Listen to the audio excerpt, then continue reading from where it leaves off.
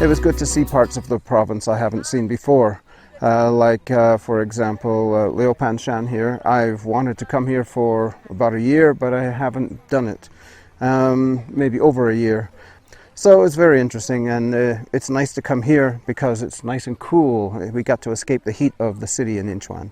This is the first time I've come to the south. I passed through on the way back from Gansu, but that's it.